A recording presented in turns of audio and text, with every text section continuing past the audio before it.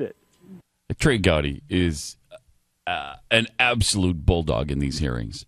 But he's not just a bulldog. He just doesn't smell meat and then go after it just because he likes red meat. He knows what's good and bad. He does. And, I mean, he knows the law, and he is going after it like a seasoned prosecutor. Everybody in America should be cheering for Trey Gowdy, because I have news for you.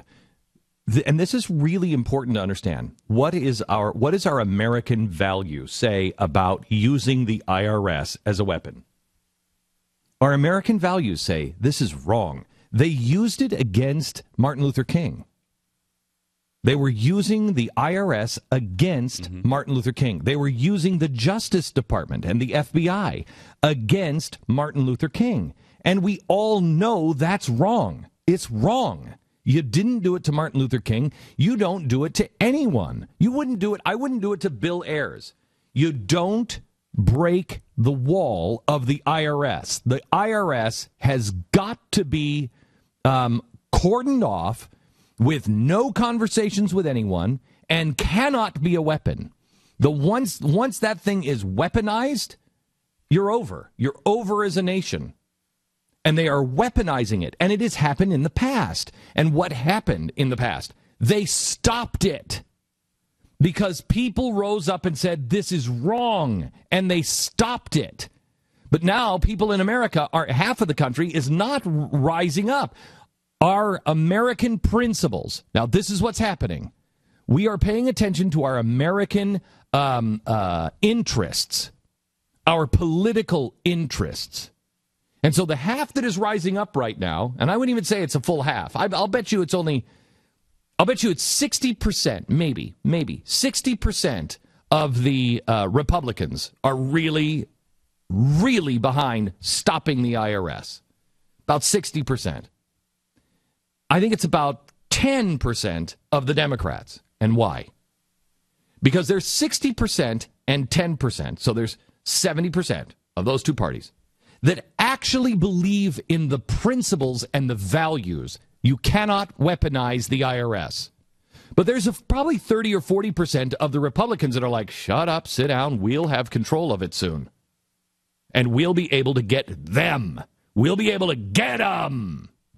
And right now, and so they're doing it in their political interest. They're sweep it under the cover. Can you imagine? We'll be able to get whoever stands against us. We'll be able to use that as a tool. We'll be able to crush anybody who is running ads against us, anybody who is raising money against us, anybody like me who stands against the GOP. They'll use that, and you know it to be true. And that's why you don't see people like Lindsey Graham. You don't see people like Mitch McConnell really coming out and leading the charge on this. Same with the NSA, because they want that information. Because when they have access to it and control of it, they will use it themselves against me or against you. Doesn't matter. Anyone who stands against their power. So you got about 40% of the Republicans that'll feel that way. And then on top of it, who do you have on the other side? You have 10% of the Democrats who are actually standing up and saying, this violates my values. This violates the values of America, the fundamental principles that makes us different. We don't do this. But 80% or 90% of the Democrats they won't even look at it. It's not like they're for it. It's not like they don't want to look at it. They're just, oh, yeah, that's crazy talk. I don't even want to talk about it. Because they know if they look at it, they will have to speak out, and that will hurt their political interests. Then they'll have to say, okay, this administration is wrong on this. And that just opens up too many doors for them. And they're like, I don't want to hurt the president at all because we got to get his agenda through. We got to get going because whatever reason. It's not necessarily with malice, because honestly, gang, we did it. We did it. I did it. I looked the other way. My principles should have told me there's no way you can do the Patriot Act. My principles should have told me, no, we don't even have the discussion on torture. But what happened? We were Jack Bauer. well, what happens if we know there's a bomb and you've got to save? No. Our values tell us we don't torture. And when we get to Jack Bauer, what happens? Jack Bauer does it, and then we face those consequences later. The government didn't do it. Jack Bauer. We always use that Jack Bauer thing. That wasn't the government doing it. That was always Jack Bauer. That was always Jack Bauer. It was never the government. Well, I like that. Well, good. Good.